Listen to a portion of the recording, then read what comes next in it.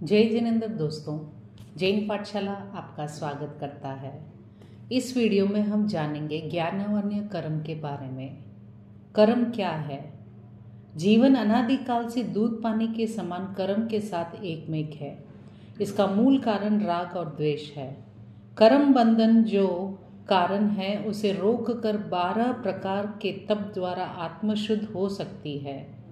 जैसे खानों में स्वर्ण एवं मिट्टी मिश्र है, फिर भी अग्नि में डालकर स्वर्ण को मिट्टी से अलग किया जा सकता है, वैसे ही कर्म और आत्मा अलग हो सकती है। अरूपी ऐसी आत्मा को जड़ जैसे कर्म पुद्गल चिपकते हैं, जो अनंत ज्ञान आदि गुण ढक देते हैं।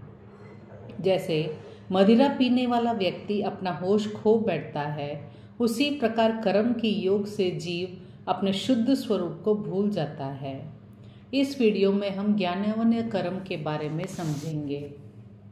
ज्ञानावन्य कर्म यानी आत्मा के ज्ञान गुण को ढकने वाला कर्म पुद्गल का समूह, जो कर्म आत्मा के विशेष बोध को रोकता है, अर्थात जिसके कारण आत्मा सहज रूप से ज्ञान की प्राप्ति नहीं कर पाती, वह ज्ञानावन्य कर्म है।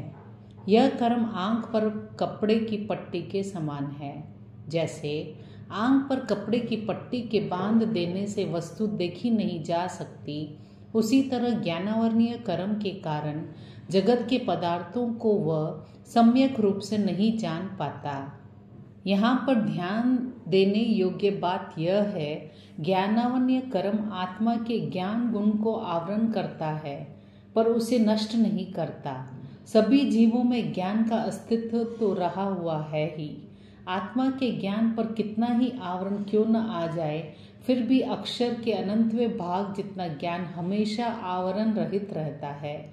जैसे काली घटाओं में आकाश मंडल ढक जाने पर भी दिन रात का भेद जाना जा सके, इतना सूर्य का प्रकाश तो रहता ही है।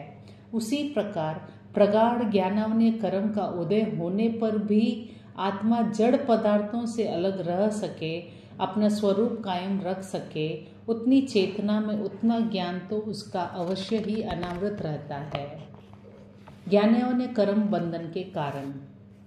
प्रदोष: ज्ञान, ज्ञानी एवं ज्ञान के साधनों के प्रतिकूल आचरण करना, अर्थात ज्ञान के उपकरण यानी पेन, पुस्तक, ग्रंथ, अखबार आदि का दुरुपयोग करना, विनय रहित पढ़ना, पुस्तक जमीन पर रखना, अपेक्षा पूर्वक पैर लगाना, थूक लगाना, मस्तिष्क के नीचे रखना, किताबें जलाना तथा मोक्ष के कारण भूत तत्वज्ञान को सुनकर भी उनकी प्रशंसा न करना।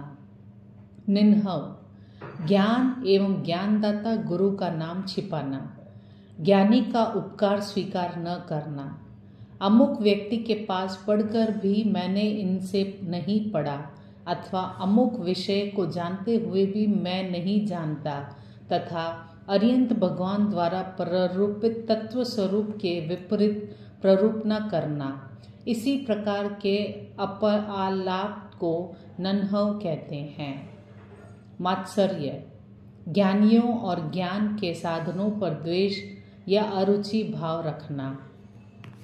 अंतराय: ज्ञान अभ्यास में रुकावट डालना यानी विघ्न डालना, ज्ञान के साधनों को छिपा देना, विद्यार्थियों को विद्या, भोजन, वस्त्र, स्थान आदि का लाभ होता हो तो उसे न होने देना, पढ़ाई छुड़ाकर उनसे अन्य काम करवाना आदि।